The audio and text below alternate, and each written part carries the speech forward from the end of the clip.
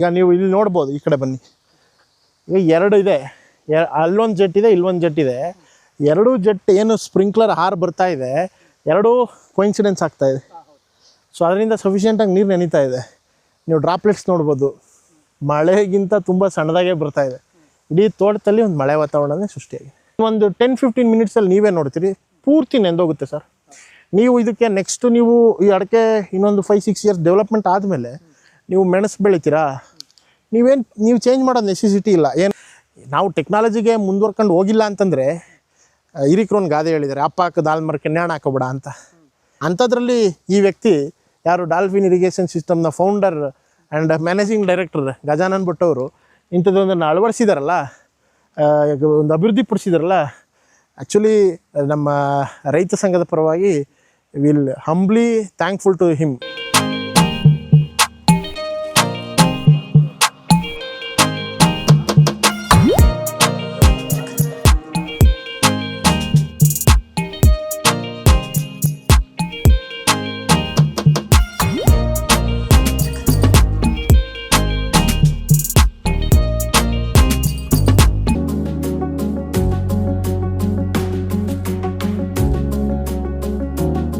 Hi ಎಲ್ಲ ನನ್ನ commercial ಕನ್ನಡಿಗರಿಗೆ ನಮಸ್ಕಾರಗಳು. ಗೆಳೆಯರೆ, ನಾನಿವತ್ತು ಬೆಂಗಳೂರಿನ ದಕ್ಷಿಣದಲ್ಲಿದ್ದೀನಿ, ಹಾರೋಹಳ್ಳಿ ತಾಲೂಕು ಚೀಲೂರು ಗ್ರಾಮದಲ್ಲಿದ್ದೀನಿ. ವಿಶೇಷ ಏನಂದರೆ, ನಮ್ಮ ಪ್ರಗತಿಪರ ರೈತರೊಬ್ಬರು ಡಾಲ್ಫಿನ್ ಇರಿಗೇಷನ್ ಸಿಸ್ಟಮ್ದು ಸ್ಪ್ರಿಂಕ್ಲೈನ್ ಸಿಸ್ಟಮ್ ಅಳವಡಿಸ್ಕೊಂಡಿದ್ರು. ಅಡಿಕೆನ ಬೆಳೆದಿದ್ದಾರೆ. ಈ ಅಡಿಕೆಗೆ ಸಫಿಷಿಯೆಂಟ್ ನೀರಿದ್ರೂ ಕೂಡ, ಅವ್ರ ಪಕ್ಕದಲ್ಲಿ ಕೆರೆ ಇದ್ರೂ ಕೂಡ ಅವ್ರಿಗೆ ವಾಟರ್ ಮ್ಯಾನೇಜ್ಮೆಂಟ್ನ ಬ್ಯಾಲೆನ್ಸ್ ಮಾಡೋಕ್ಕಾಗ್ತಿರಲಿಲ್ಲ. ಹೇರಳವಾಗಿ ನೀರು ಬರ್ತಿತ್ತು. ಆ ಹೇರಳವಾಗಿ ಬರೋ ನೀರನ್ನ ತಡೆಯೋಕ್ಕೋಸ್ಕರ ಡಾಲ್ಫಿನ್ ಇರಿಗೇಷನ್ ಅವ್ರದ್ದು ಸ್ಪ್ರಿಂಕ್ಲೈನ್ ಸಿಸ್ಟಮ್ನ ಅಳವಡಿಸ್ಕೊಂಡಿದ್ದಾರೆ. ಬನ್ನಿ, ಇದ್ರ ಬಗ್ಗೆ ಸಂಪೂರ್ಣ ಮಾಹಿತಿನ ಕೊಡ್ತಾರೆ. ಈಗ ನಾವು ಮೈಕ್ರೋ ಸ್ಪ್ರಿಂಕ್ಲರ್ನ ಆನ್ ಮಾಡಿದ್ದೀವಿ. ಇದರಲ್ಲಿ ಆ ಭಾಗದಲ್ಲಿ ನೀವು ನೋಡ್ಬೋದು, ಆ ಮಧ್ಯ ಸಾಲು ತೆಂಗಿದೆ. ಸ್ಪ್ರಿಂಕ್ಲರ್ ಇಲ್ಲಿದೆ, ಆ ಕಡೆನೂ ಕೂಡ ಸ್ಪ್ರಿಂಕ್ಲರ್ ಇದೆ. ಎರಡು ಕನೆಕ್ಟಿವಿಟಿ ಆಗ್ತಾಯಿದೆ, ಇಂಟರ್ಸೆಪ್ಟ್ ಆಗ್ತಾಯಿದೆ. ಸೊ ಒಂದು ಸತಿ ಎರಡೂ ಸ್ಪ್ರಿಂಕ್ಲರ್ ಇಂಟರ್ಸೆಪ್ಟ್ ಆದಂಥ ಸಂದರ್ಭದಲ್ಲಿ sufficient of water deliver to that coconut tree. ನಾವು ಅದಕ್ಕೆ ಎಷ್ಟು ಬೇಕೋ ನೋಡಿ, ಎರಡೂ ಕೂಡ. ಈಗ ನೀವು ಇಲ್ಲಿ ನೋಡ್ಬೋದು, ಈ ಕಡೆ ಬನ್ನಿ. ಈಗ ಎರಡು ಇದೆ, ಅಲ್ಲೊಂದು ಜೆಟ್ ಇದೆ, ಇಲ್ಲೊಂದು ಜೆಟ್ ಇದೆ. ಎರಡೂ ಜೆಟ್ ಏನು ಸ್ಪ್ರಿಂಕ್ಲರ್ ಹಾರು ಬರ್ತಾ ಇದೆ, ಎರಡೂ ಕೋಇನ್ಸಿಡೆನ್ಸ್ ಆಗ್ತಾಯಿದೆ. ಸೊ ಅದರಿಂದ ಸಫಿಷಿಯೆಂಟಾಗಿ ನೀರು ನೆನೀತಾ ಇದೆ. ನೀವು ಡ್ರಾಪ್ಲೆಟ್ಸ್ ನೋಡ್ಬೋದು, ಮಳೆಗಿಂತ ತುಂಬ ಸಣ್ಣದಾಗೆ ಬರ್ತಾ ಇದೆ. ಇಡೀ ತೋಟದಲ್ಲಿ ಒಂದು ಮಳೆ ವಾತಾವರಣನೇ ಸೃಷ್ಟಿಯಾಗಿದೆ. ಎಷ್ಟು ಬೇಕೋ ಅಷ್ಟು ನೀರು ಸಫಿಷಿಯೆಂಟಾಗಿ ಡೆಲಿವರಿ ಆಗ್ತಾಯಿದೆ. ಯಾವುದೇ ರೀತಿಯಾಗಿರ್ತಕ್ಕಂಥ ಶಾರ್ಟೇಜ್ ಇಲ್ಲ. ಇದೇ ಪ್ರಮಾಣದಲ್ಲಿ ನೀವು ಇನ್ನೂ ನನಗೆ ಈ ಕಡೆನೂ ಈ ಭಾಗನೂ ಅಟ್ ಅ ಟೈಮ್ ನೆನೆಸ್ಬೋದು, ಬಟ್ ಪ್ರೆಷರ್ ಇರಲಿ ಅನ್ನೋ ಒಂದು ಉದ್ದೇಶದಲ್ಲಿ ಹಾಫ್ ಆಫ್ ದಿ ಪೋರ್ಷನ್ ಒಮ್ಮೆ, ಇನ್ನು ಹಾಫ್ ಆಫ್ ದಿ ಪೋರ್ಷನ್ ಒಮ್ಮೆ ಉಪಯೋಗಿಸ್ತಾ ಇದ್ದೀವಿ. ಇದು ಹಾರ್ಡ್ಲಿ 1 hour ನನಗೆ ಸಂಪೂರ್ಣ ನೆಂದೋಗ್ಬಿಡುತ್ತೆ. 1 hour ಎನಫ್. ಈ ಭಾಗ 1 hour, 2 hourಲ್ಲಿ ಇಡೀ ತೋಟ ನೆನೆಯುತ್ತೆ. ಇಟ್ ವಿಲ್ ಟೇಕ್ ಅರೌಂಡ್ 10 daysವರೆಗೂ ನನಗೆ ವೆಟ್ನೆಸ್ ಅದೇ ಮೇಂಟೈನ್ ಆಗ್ತದೆ. ನೋ ಇಶ್ಯೂಸ್, ಯಾವುದೇ ರೀತಿ ತೊಂದರೆ ಆಗೋದಿಲ್ಲ. ಸೊ ಇದು ನೈಜವಾಗಿ ಇದರಲ್ಲಿ ಏನು ಮಾರ್ಕೆಟಿಂಗ್ ಏನು ಬರ್ತದೆ, ಇದರಲ್ಲಿ ಕಣ್ಣಲ್ಲಿ ನೋಡ್ತಾ ಇದ್ದೀರಾ. ಪ್ರಾಕ್ಟಿಕಲಾಗಿ ನಾವಿಲ್ಲಿ ಮಾಡಿದ್ದೀವಿ.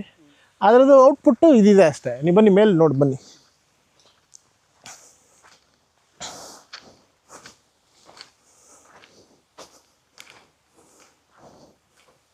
ನೋಡಿ ಅಲ್ಲ, ಎಷ್ಟು ಸಲೀಸಾಗಿ. ಈಗ ಇಲ್ಲಿ ಯಾವುದೇ ರೈತ ನಮ್ಮದೊಂದು ಸಂಖ್ಯೆ ಹಿಡ್ಕೊಂಡು ಆ ಭಾಗಕ್ಕೆ ನೀರು ಹೋಗಿಲ್ಲ, ಈ ಭಾಗಕ್ಕೆ ನೀರು ಹೋಗಿಲ್ಲ, ಆ ಗಿಡಕ್ಕೆ ನೀರು ಹತ್ತಿಲ್ಲ, ಅದಕ್ಕೆ ಒಂದು ಬದೂನು ಮತ್ತೊಂದು ಮಾಡ್ಕೊಂಡು ಹೋಗಿ ನೀರು ಕೊಡೋ ನೆಸಿಟಿನೇ ಇಲ್ಲ.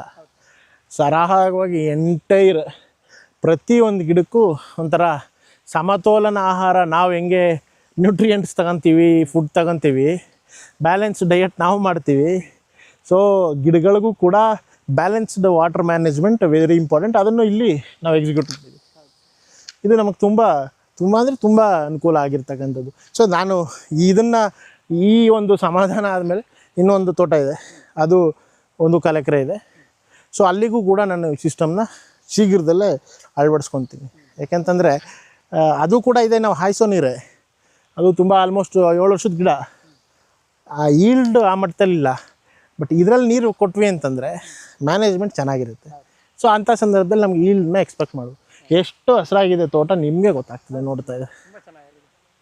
ಇದು ಡಾಲ್ಫಿನ್ ಇರಿಗೇಷನ್ ಸಿಸ್ಟಮ್. ನಾವು ಟೆಕ್ನಾಲಜಿಗೆ ಮುಂದುವರ್ಕೊಂಡು ಹೋಗಿಲ್ಲ ಅಂತಂದರೆ, ಹಿರಿಕರೊಂದು ಗಾದೆ ಹೇಳಿದ್ದಾರೆ, ಅಪ್ಪ ಹಾಕೋದು ಹಾಲು ಮರಕ್ಕೆ ನ್ಯಾಣ ಹಾಕೋಬೇಡ ಅಂತ. ನಾವು ಅಂಥದನ್ನು ಬಿಡಬೇಕು. ನಾವು ಆಯ್ಸೋ ನೀರಿತ್ತು, ನಾಟ್ ಪಾಸಿಬಲ್.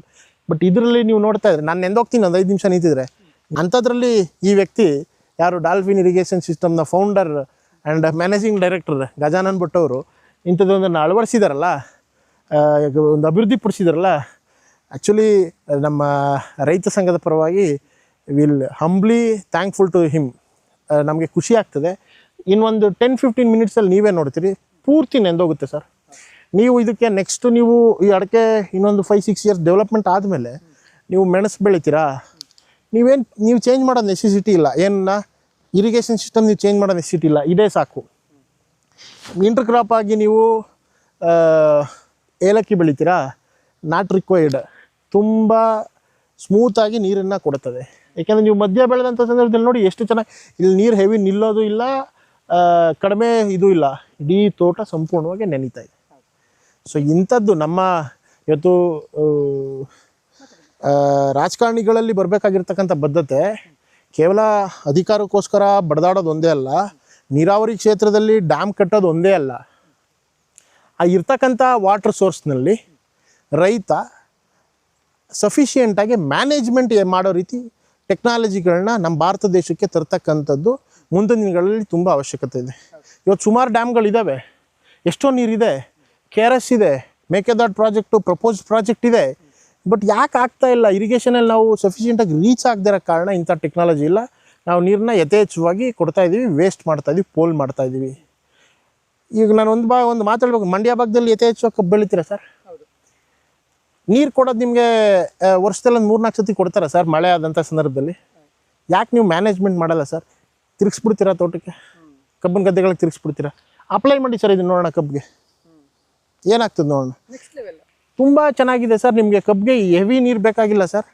ಏನು ಸೋಕಾಲ್ಡಿ ರಾಜಕಾರಣಿಗಳು ನೀರು ಕೊಡ್ತಾರೆ, ಇವ್ರ ಆಜ್ಞೆ ಅಂತ ನಮ್ಮ ವ್ಯವಸಾಯ ನಡೀತಾ ಇದೆ. ಅಂದರೆ ಮಂಡ್ಯ ಭಾಗದಲ್ಲಿ ನೀರಾವರಿ ಡ್ಯಾಮ್ಗಳು ಇರ್ತಕ್ಕಂಥ ಭಾಗದಲ್ಲಿ ನಾನು ಹೇಳೋದು, ಅವ್ರು ಹೇಳ್ದಂಗೆ ನಾವು ಅವ್ರು ಕೊಟ್ಟಾಗ ನಾವು ಈಸ್ಕೋಬೇಕು. ಅದೇನೋ ಪೂಜಾರಿ ದೇವ್ರು ಕೊಟ್ಟರು ಪುರೋಹಿತರು ಪೂಜಾರಿಗಳು ಕೊಟ್ಟಿಲ್ಲ ಅನ್ನೋದು ಹಿರಿಕರು ಗಾದೆ ಹೇಳ್ದಂಗೆ, ಪ್ರಕೃತಿ ನಮ್ಗೆ ನೀರು ಕೊಟ್ಟಿದ್ರು, ಇವ್ರ ಅಪ್ಪಣೆ ಮೇಲೆ ನಮಗೆ ನೀರು ಸಿಗ್ತಾ ಇದೆ.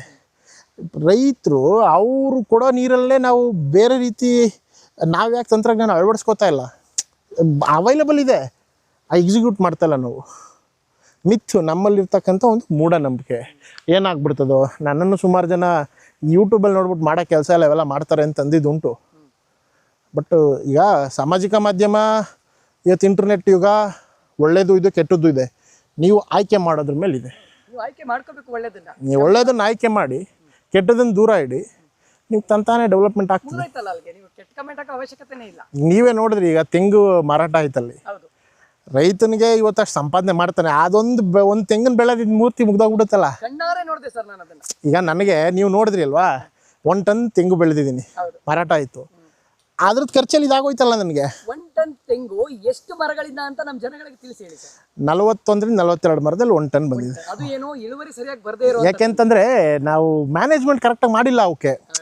ಬಟ್ ಇದರಲ್ಲಿ ಬೇರೆ ಎಕ್ಸ್ಪೆಕ್ಟೇಷನ್ಸ್ ಎಲ್ಲಿ ಇದೀವಿ ನಾವು. ಇವತ್ತು ನೀವು ನೋಡ್ತಾ ಇರೋ ತೆಂಗು ಬೇರೆ ಎಕ್ಸ್ಪೆಕ್ಟೇಷನ್ಸ್ ಇಲ್ಲಿ, ಯಾಕೆಂದರೆ we are giving sufficient water management and natural ಆಗಿ ನಾವು ಕೊಡ್ತಾ ಇದ್ದೀವಿ. ಇದ್ರಲ್ಲಿ ಬೇರೆ ಎಕ್ಸ್ಪೆಕ್ಟೇಷನ್ಸ್, ಇದು ಹಳೆ ತೋಟದಲ್ಲಿ ನಾನು ಹೇಳ್ತಾ ಇರೋದು. ಸೊ ಇದನ್ನು ನಾವು ಅಳವಡಿಸ್ಕೋಬೇಕು. ನಾವೇನೋ ಇದು ಸಾಧನೆ ಅಂತಲ್ಲ, ಅವ್ರೇನು ಕೊಡುಗೆ ಕೊಟ್ಟಿದ್ದಾರೆ, ಅವ್ರ ಮನೆಗೆ ಏನು ಕೊಟ್ಟಿಲ್ವಲ್ಲ ಸರ್. ಆಮೇಲೆ ಇದನ್ನು ಅವ್ರು ಕಂಡಿಡಿದ ಮೇಲೆ ಮನೇಲಿ ಔಸ್ಕೊಂಡು ಕೂತ್ಕೊಂಡ್ರೆ ಪ್ರಯೋಜನ ಇರಲಿಲ್ಲ. ಇದನ್ನು ಬಿಟ್ಟಿದ್ದಾರಲ್ಲ. ಆಮೇಲೆ ರೈತನ ಆದಾಯಕ್ಕೆ ಸರಿಸಮಾನಾಗಿ ಇದು ಕಾಸ್ಟ್ ಇದೆ. ಹೊರೆಯಾಗಿ ಸಾಲ ಮಾಡ್ಕೊಳ್ಳೋ ಅಂಥ ಪ್ರಮೇಯ ಇಲ್ಲ ರೈತ. ಆದ್ದರಿಂದ ಇದನ್ನು ಅಳವಡಿಸ್ಕೊಂಡಂತಲ್ಲಿ ನಾನು ನಮ್ಮ ಭಾಗದಲ್ಲಿ ನಮ್ಮದು ರೇಷ್ಮೆ ನಗರಿ ಅಂತಲೇ ಪ್ರಖ್ಯಾತಿ ಆಗಿರ್ತಕ್ಕಂಥದ್ದು. ನಾನು ಏನು ನಿಮ್ಮ ಈ ಒಂದು ಸಂದರ್ಶನ ನಿಮ್ಮ ವೀಕ್ಷಕರು ನೋಡ್ತಾರೆ, ನಮ್ಮ ಭಾಗದ ರೈತರು ಇದ್ದಂಥ ಸಂದರ್ಭದಲ್ಲಿ ಅಳವಡಿಸ್ಕೊಳ್ಳಿ. ಇದು ಯಾವುದೇ ರೀತಿಯಾಗಿ ಒತ್ತಡ ಹಾಕಿ ಅಥವಾ ನಮಗೇನೋ ಇನ್ಫ್ಲೂಯೆನ್ಸ್ ಮಾಡಿ ಮಾಡ್ತಿರ್ತಕ್ಕಂಥ ಸಂದರ್ಶನ ಏನಲ್ಲ. ನಾನು ಕರೆದು 4 ಜನಕ್ಕೆ ಅನುಕೂಲ ಆಗಲಿ. ಯಾಕೆಂದರೆ ರೈತ ಸಂಘದಲ್ಲಿ ಹೋರಾಟ ಮಾಡ್ಕೊಂಡು ಬಂದಿರೋದ್ರಿಂದ, ರೈತರ ಕಷ್ಟ ನಮಗೆ ಗೊತ್ತಿರೋದ್ರಿಂದ, ಇಂಥದ್ದೊಂದು ನೀರಾವರಿ ಸಂಬಂಧಪಟ್ಟಂಗೆ ನಾವು ಮಾಹಿತಿನ ನಿಮ್ಮ ಒಂದು ಮಾಧ್ಯಮದ ಮುಖಾಂತರ ಕೊಡಿ ಅಂತ ನಾವು ಹೇಳ್ತಾ ಇರೋದ್ರಿಂದ ನಮ್ಮ ರೇಷ್ಮೆಗೆ ತುಂಬ ಸೂಕ್ತವಾಗಿದೆ. ಇವತ್ತು ನುಸಿ ರೋಗ ಅಂತ ಬಂದಿದೆ ರೇಷ್ಮೆಗೆ, ಇದುವರೆಗೂ ಅವ್ರ ಪರಿಹಾರ ಕಂಡುಹಿಡಿಲಿಕ್ಕೆ ಆಗಲಿಲ್ಲ. ಯಾಕೆಂದರೆ there is a climate change. But ನೀವು ಇದನ್ನು ಕೊಟ್ರಿ ಅಂದರೆ ಮೈಕ್ರೋ ಕ್ಲೈಮೇಟ್ ನಿಮಗೆ, ಈಗ ಬಿಸಿಲು ಬರ್ತಾಯಿದ್ರು ಇಲ್ಲಿ ತಣ್ಣಗಾಗ್ತಾ ಇದೆ. ಬಿಸಿಲು ಎಷ್ಟಿದೆ? ಹಾರ್ಡ್ಲಿ ಒಂದು 40 ಡಿಗ್ರಿ ಸೆಲ್ಸಿಯಸ್ ಬಿಸಿಲಿದೆ. ಬಟ್ ಅಲ್ಲೋಗಿ ನೋಡಿ ನೀವು, ಆ ಬಿಸಿಲಿಲ್ಲ ಅಲ್ಲಿ, ಆ ಉಷ್ಣಾಂಶ ಅಲ್ಲಿ ಇಲ್ಲ. ಮ್ಯಾನೇಜ್ ಮಾಡುತ್ತೆ 100% ಮ್ಯಾನೇಜ್ ಮಾಡುತ್ತೆ. ಹೊರಗಡೆ ಹೋಗೋದಕ್ಕೂ ನಮ್ಮ ತೋಟದಲ್ಲಿ ನಿಲ್ಲೋದಕ್ಕೂ there is a lot of difference. ಹಾಗಾಗಿ ಇದೊಂದು ಸಿಸ್ಟಮ್ನ ಸರ್ ತುಂಬ ಅನುಕೂಲಕರವಾದ ಸಿಸ್ಟಮ್ಮು. ನಾನು ಇದರಿಂದ ನನ್ನ ಭೂಮಿಗೆ ಪ್ರಯೋಗ ಮಾಡಿದ್ದೀನಿ, ನನ್ನ ಭೂಮಿಗೆ ಕೂಡ ನಾನು ಇದನ್ನು ಅಳವಡಿಸ್ಕೊತಾ ಇದ್ದೀನಿ. ಮುಂದಿನ ದಿನಗಳಲ್ಲಿ ಭತ್ತಕ್ಕೂ ಕೂಡ ನಾನು ಅಳವಡಿಸ್ಬೇಕು ಅನ್ನೋ ಥಾಟ್ ಇದೆ. ಭತ್ತನೂ ಕೂಡ ನಾವೇನಿವತ್ತು ಅತಿ ಹೆಚ್ಚು ನೀರು ಖರ್ಚು ಮಾಡಿ ಉಪಯೋಗಿಸ್ತಾ ಇದ್ದೀವಿ, ನಮಗೆ ಖರ್ಚು ಹೆಚ್ಚಾಗ್ತಾ ಇದೆ. ನೀವು ಡ್ರೈ ಲ್ಯಾಂಡ್ ಮಾಡ್ಕೊಂಡು ಮೈಕ್ರೋ ಸ್ಪ್ರಿಂಕ್ಲರ್ ಹಾಕಿ ಭತ್ತ ಬೆಳಿಬೇಕು ಅನ್ನೋ ಆಲೋಚನೆಯಲ್ಲೂ ಇದ್ದೀವಿ. ಮುಂದಿನ ದಿನಗಳಲ್ಲಿ ಅದನ್ನು ಮಾಡ್ತೀವಿ ಸರ್. ಇದು ಪ್ರಾಯೋಗಿಕವಾಗಿ ನಾವು ಯಶಸ್ವಿಯಾಗಿದ್ದೀವಿ. ಸಣ್ಣ ಪುಟ್ಟ ವ್ಯತ್ಯಾಸ ಬರುತ್ತೆ. ಈಗ ನಾನು ಹೇಳೋದು, ನೀವು BMW, ಮರ್ಸಿಡೆಸ್ಸು, ಆಡಿ, ಜಾಗ್ವಾರಲ್ಲಿ ಹೋದ್ರೂ ಕೂಡ, ರೇಂಜ್ ರೋವರ್ ಹೋದ್ರೂ ಕೂಡ ಅದಕ್ಕೂ ಕೂಡ ಸಣ್ಣ ಪುಟ್ಟ ಸಮಸ್ಯೆ ಇರ್ತದೆ. ಟಾಟಾ ಕಾರ್ಗೂ ಸಣ್ಣ ಪುಟ್ಟ ಸಮಸ್ಯೆ ಇರ್ತದೆ. ಯಾವುದು 100% ಫುಲ್ಫಿಲ್ ಮಾಡ್ಲಿಕ್ಕೆ ಆಗೋದಿಲ್ಲ. ಕೋಟ್ಯಾಂತರ ರೂಪಾಯಿನ ಕಾರಲ್ಲೂ ಸಮಸ್ಯೆ ಬರ್ತದೆ, ಲಕ್ಷಾಂತರ ರೂಪಾಯಿನ ಕಾರಲ್ಲೂ ಸಮಸ್ಯೆ ಬರ್ತದೆ. ಆ ಸಮಸ್ಯೆಗಳನ್ನ ರೆಕ್ಟಿಫಿಕೇಶನ್ ಮಾಡ್ಕೊಂಡು ಹೋದ್ರೆ ಮುಗಿತು ಸರ್. ಅಲ್ಲ, ನಾವು ದೇಶೀಯವಾಗಿ ಏನು ನಿರ್ಮಾಣ ಮಾಡ್ತಾ ಇದ್ದಾರೆ ಅದಕ್ಕೆ ನಾವು ಇವತ್ತು ನಮ್ಮ ಪ್ರಧಾನಮಂತ್ರಿಗಳು ವೋಕಲ್ ಫಾರ್ ಲೋಕಲ್ ಅನ್ನೋದು ಸುಮಾರು ವರ್ಷದಲ್ಲೇ ಹೇಳಿದರು. ಅದು ಒಂದು ಉದ್ದೇಶ. ಯಾಕೆಂದರೆ ಇದೆಲ್ಲ ನಾವು ಚೈನಾ ಮೆಟೀರಿಯಲ್ ಯಾವುದೂ ಇಲ್ಲ ನಮ್ಮಲ್ಲಿ. ಇವ್ರು ಮಾಡ್ತಕ್ಕಂಥ ರಾ ಮೆಟೀರಿಯಲ್ಸು ಏನು ಚೈನಾದಿಂದ ಬಂದಿಲ್ಲ ಸರ್, ರಿಲಯನ್ಸಲ್ಲಿ ಬಂದಿರೋದು. ರಿಲಯನ್ಸು ನಮ್ಮವ್ರದೇ. ಹಾಗಾಗಿ ನಾವು ಯಾವತ್ತು ನಮ್ಮ ದೇಶದಲ್ಲಿ ಬೆಳೀತಕ್ಕಂಥ ಪದಾರ್ಥಗಳಿಗೆ ಬೆಲೆ ಕೊಡ್ತೀವಿ. ಇವತ್ತು ಚೈನಾದಿಂದ ರೇಷ್ಮೆ ಆಮದು ಮಾಡ್ಕೊಳ್ಳೋ ಅವಶ್ಯಕತೆ ಇಲ್ಲ, ನಮಗೆ ಅವಶ್ಯಕತೆ ಇಲ್ಲ. ಸಮೃದ್ಧವಾಗಿದೆ ನಮ್ಮ ರಾಮನಗರ ಜಿಲ್ಲೆ. ಟನ್ಗಟ್ಟಲೆ, ಸಾವಿರಾರು ಟನ್ಗಟ್ಟಲೆ, ಲಕ್ಷಾಂತರ ಟನ್ಗಟ್ಟಲೆ ರೇಷ್ಮೆ ಬೆಳೀತಿದ್ದೀವಿ. ಅದಕ್ಕೆ ನೀರಾವರಿ ಮ್ಯಾನೇಜ್ಮೆಂಟ್ ಇಲ್ಲ ಸರ್. ಎಷ್ಟೋ ಜನ ಇವತ್ತು ಬೋರ್ ನೀರನ್ನ ಹಾಯಿಸೋ ನೀರಲ್ಲಿ ಕಷ್ಟಪಡ್ತಾ ಇದ್ದಾರೆ. ಇದ್ರ ಮುಖಾಂತರ ರೈತರಿಗೆ ಇದು ಅನುಕೂಲ ಆಗಲಿ. ರೇಷ್ಮೆಗೆ ನಾನು ನೋಡಿದ ಮಟ್ಟಿಗೆ ತೆಂಗಿಗೆ, ಇದು ಅಡಿಕೆಗೆ ಎಷ್ಟು ಸಫಿಷಿಯೆಂಟ್ ಇದೆಯೋ ಸರ್, ಇದ್ರ 100 ಪಟ್ಟು ಹೆಚ್ಚಾಗಿ ರೇಷ್ಮೆಗೆ ಇದು ಸಫಿಷಿಯೆಂಟ್ ಆಗುತ್ತೆ. ಡಾಲ್ಫಿನ್ ಇರಿಗೇಷನ್ ಸಿಸ್ಟಮ್ ಯಾರು ಒಂದೊಂದು ಎಕರೆಗೆ ಮಾಡಿ ಅಂತ ನಾನು ಹೇಳಲ್ಲ. 20 ಕುಂಟೆಗೆ ಮಾಡಿ, ಸಾಕಾಗಿಲ್ಲ ಅಂದರೆ ಒಂದು 10 ಕುಂಟೆಗೂ ಮಾಡ್ಬೋದು. ಅದರದ್ದು ಪೂರ್ವಾಪರ ತಿಳ್ಕೊಳ್ಳಿ. ನಿಮಗೆ ಪಾಸಿಟಿವ್ ನೆಗೆಟಿವ್ ನಿಮ್ಗೆ ಗೊತ್ತಾಗ್ತದೆ.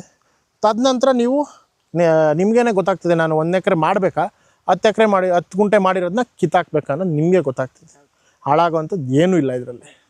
ಹಾಗಾಗಿ ಇದನ್ನು ನಾವು ಈ ಒಂದು ಏನು ತಂತ್ರಜ್ಞಾನ ಇದೆ ಇದನ್ನು ಉಪಯೋಗಿಸ್ಕೊಳ್ಳಿ ಅಂತ ರೈತರಿಗೆ ಹೇಳೋಕ್ಕೆ ಇಷ್ಟಪಡ್ತೀನಿ.